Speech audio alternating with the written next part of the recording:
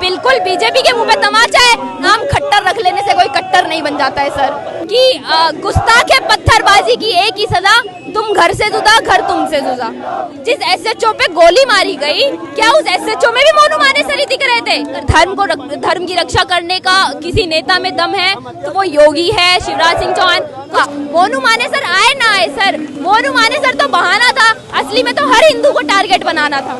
आपको क्या कुछ जहन में बातें आती हैं जब ऐसी चीजें जब आपके सामने आती है, तब सबसे पहले जहन में क्या? जहन में हमारे जहन में कुछ आया ही नहीं जब हमने वहाँ पे पत्थर ऐसे इतने मोटे मोटे पत्थर जब हमने वहाँ पे ऐसे पड़ते हुए देखे। जहन में कुछ भी नहीं आया जब हमने वहाँ पे गोलियां चलते हुए देखी हैं सर।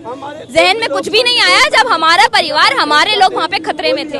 हमारे इतना हमारा माइंड इतना सुन हो गया था उस टाइम पे कि कुछ समझ में नहीं आ रहा था कि कहाँ भागे कहाँ जाए, क्योंकि वहाँ के जो स्थानीय लोग थे उन्हें रास्ता पता था, वो वहाँ से बच के जा सकते थे। लेकिन हम तो वहाँ पे बाहर से गए थे, हम कहाँ जाते? हमें चारों तरफ से घेर लिया गया। मेवात को चारों तरफ से इन्होंने बॉर्डर एरिया पे घेर लिया।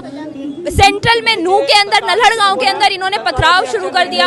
तो इनको प्रॉब्लम किस चीज से थी? मुझे सबसे पहले ये वजह मिलनी चाहिए कि एक वैलिड वजह मिलनी चाहिए कि पथराव का रीजन क्या था, क्योंकि वहां के गृह मंत्री ने खुद बोल दिया कि पथराव का और इन दंगों का जिम्मेदार मोनू मानेसर को ठहराना तो बेकार होगा। तो अगर आप ये इल्जाम मोनू मानेसर पे लगाते हैं कि मोनू मानेसर उस यात्रा में शामिल हुए और इस वजह से आपने यात्रा पे पथराव किया, तो मैं एक सवाल इन लोगों से ये पूछना चाहूंगी कि अगर आपको मोनू मानेसर से दिक्कत थी तो इतना प्रशासन है, हरियाणा में हाई कोर्ट भी है।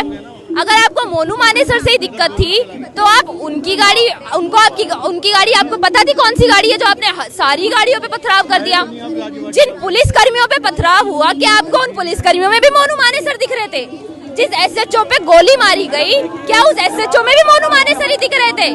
जिन हिंदू बहन बेटियों को वहाँ पे पकड़ा गया, वहाँ पे मारा गया, एक बस के अंदर एक महिला बैठी थी और एक 1.5 साल का बच्चा, उन्हें उस बस को वहीं जला दिया गया।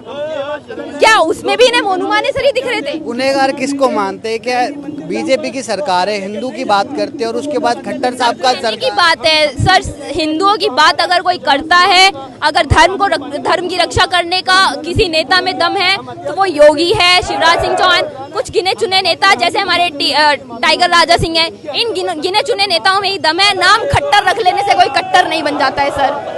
क्या लगता है ये खट्टर साहब के मुंह पे तमाचा है एक तरह? बिल्कुल बीजेपी के मुंह पे तमाचा है। पूरा देश कहता है, गोदी मीडिया है, पूरा देश कहता है कि बीजेपी केवल और केवल हिंदुओं का सपोर्ट करती है। पूरा देश कहता है कि बीजेपी हिंदुओं के मंदिर बनवाती है, हिंदुओं का काम करती है। तो आज ये हमारी जो देश की सो कॉल्ड पीसफुल कम्युनिटी है, इन्होंने बीजेपी के मुंह पे तमाचा मार दिया कि देख लो तुम्हारी क्या औकात है। हरियाणा में हिंदुओं को घुसने तक नहीं दिया। लोग तो कहते हैं वो लोग डरे हुए हैं। ये सब कहने की बात है, मैं कह तो रही हूँ सर, पीसफुल कम्युनिटी नहीं है ये, सो कॉल्ड पीसफुल कम्युनिटी है। और दूसरी चीज मैं ये कहूंगी कि ये सनातन धर्म पे जो आपने इन्होंने उंगली उठाई है, पत्थर उठाए हैं, ये देखिए जिहादी किस तरीके से जलाए जा रहे हैं। देखिए कैसे जला दिया। यहाँ पर पुतला था जिसके ऊपर लिखा था जिहादी मुर्दाबाद के, जो वो था इसमें, और उसके बाद वहाँ पर लिखा हुआ था, पर उसको जला दिया गया है। क्या कुछ कहेंगे इसकी?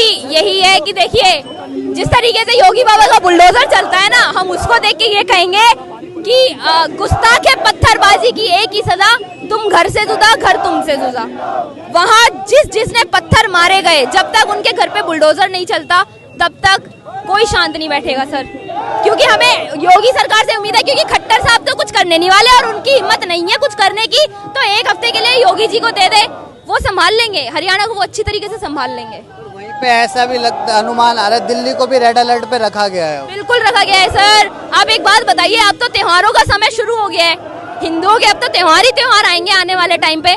अगर हम अपने त्योहार ही नहीं मना पाएंगे तो प्रशासन, सरकार, ये सब रेड अलर्ट पे तो आएंगी, क्योंकि एक समुदाय को तो सरकार और प्रशासन भी नहीं मरने दे सकती, चाहे कुछ भी हो।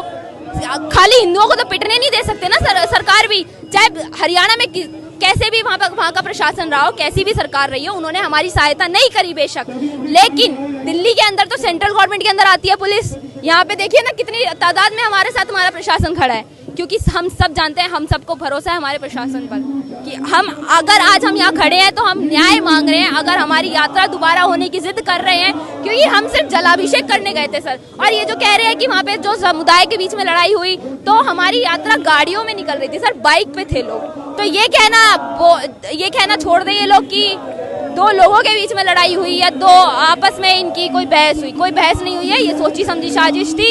एक रात पहले ही 2 ट्रक भर के वहाँ पर पत्थर आए थे और ये बात वहाँ के प्रशासन को पता चल चुकी थी।